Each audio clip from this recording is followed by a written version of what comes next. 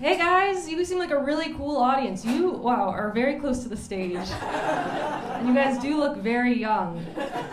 A friend of mine told me recently, he said when we first met, his impression of me was that I was too pretty to be nice. Yeah, whoa. And I was like, that's crazy, because when we met, my first impression of you was that you were too ugly to be talking to me. So, we were both right, you guys, we were both right. He's ugly and I'm mean, so it worked out. We're still friends, not really.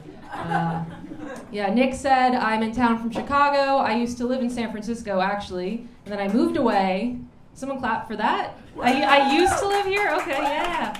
Hey, I don't want to break your guys' hearts, but when I'm in Chicago or anywhere else and I say I used to live in San Francisco, there's no applause. I originally moved to Chicago from San Francisco, and this is completely true, because a coworker of mine told me that Midwestern men are America's best kept secret. Yeah.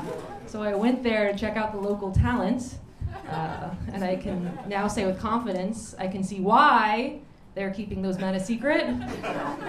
They're pretty fucking embarrassing. I don't drink, I'm sober, I can't drink for medical reasons. And when I tell people that in Chicago, they say really weird things to me.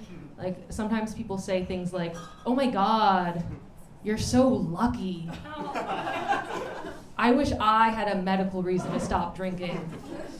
And I'm like, yeah, you do. It's called alcoholism.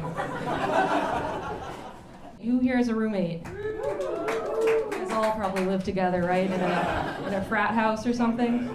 In a bunk bed? A 5-person bunk bed? That adds up. In Soma, you guys are all engineers in one of those buildings in Soma. Okay, most of you, I heard noise from kind of everywhere. That adds up, cool. I have a roommate in Chicago. I live with a 71-year-old man named Ted. This is completely true. He is 71, he is recently retired, divorced, and has 2 cats and a dog. Yeah, and I'm a stand-up comedian with a bike. So together, we're almost a fully functional person. Yeah. It's amazing. It's amazing. Ted recently got kidney stones, though. Yeah, it's rough. It's kind of ruining the vibe of the apartment. But I'm a good roommate, right? So I've started screaming when I pee out of solidarity. Yeah. You like that one, do you? I'm not gonna ask you if you've ever had kidney stones, never mind. No. What amazing crowd work. No, you have many more years before that happens. I'm trying to help Ted find a girlfriend so he spends less time in the apartment. And he's killing it on Bumble, you guys. He is, because he is a prime target for scammers. He is. People are going, oh, you don't know him, it's fine, he's not here. He'll show me a photo of like the most AI-generated woman you have ever seen. And he'll go, look, Chloe, doesn't she seem too good to be true? I go, yeah, Ted, because she probably is.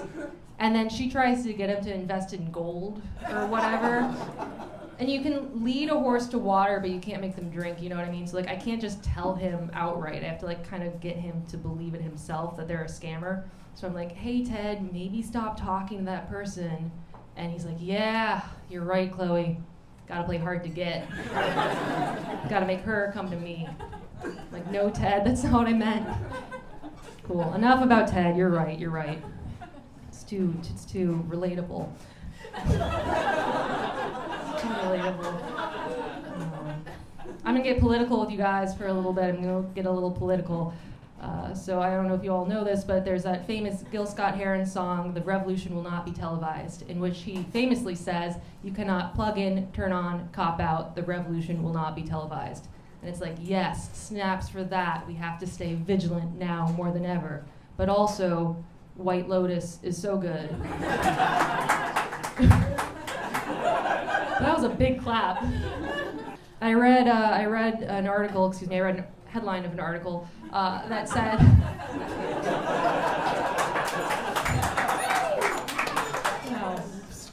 interesting clap breaks. I read a headline that said people can tell a recession is coming because bean recipes are trending on TikTok. Wow, yeah, silence for that. It's true. It's true. It's like, watch the NASDAQ. No thanks, Dad. I'll stick to my bean recipes on TikTok. Thank you. They say to diversify your portfolio, so I am. I got lima beans, kidney beans, black beans, flicking the bean, Mr. Bean. I'm house poor, but bean rich. Bean rich, you guys. Okay. Take an honest response on that punchline. That's fine. Talking about TikTok. Why are TikTok influencers so scared of everything? You guys know what I'm talking about? They go to take a bite of food and they're like, oh my God, why am I scared? And it's like, bitch, because you're a fraud. You're scared because you know if we, figure you out or whatever, you're gonna have to get a job like the rest of us.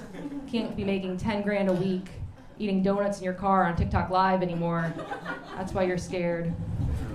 I heard true. You guys are like, she's making some good points, but they're not necessarily funny. You're like, we'd vote for her for something. But for a comedy show, I don't know. Okay. Social media. When you guys start dating someone, what is the first form of social media you add them on? Yell it out. Instagram. Unanimously Instagram. Good.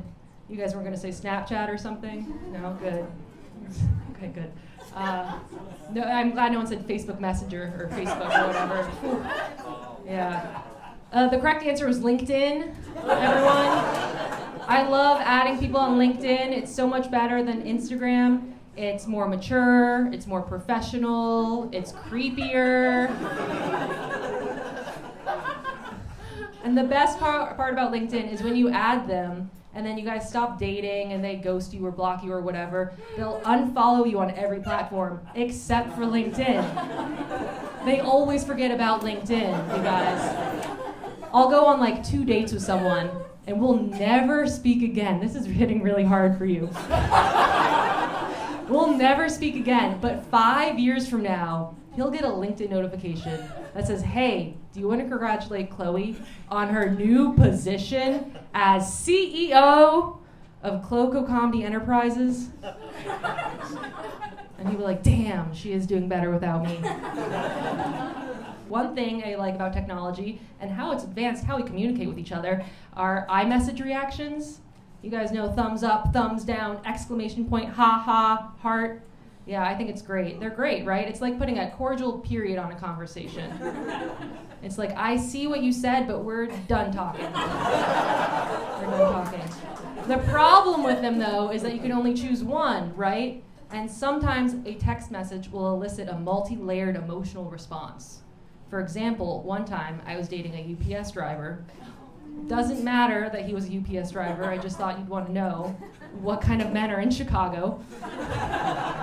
And he texted me one night. He said, hey, Chloe, I was craving pizza all day. I was also craving you. Whoa, exclamation point. Also, thumbs up. Also, ha ha, because that's objectively hilarious, right? Also, maybe a heart, because it's kind of sexy. And you all are on the edge of your seats right now. Like, Chloe, which one did you choose? I can tell, you just want to know. None of them. I sent him a picture of my boobs. That was the only proper response. Okay, hey, I'm Chloe. Thank you so much for being here. Goodbye.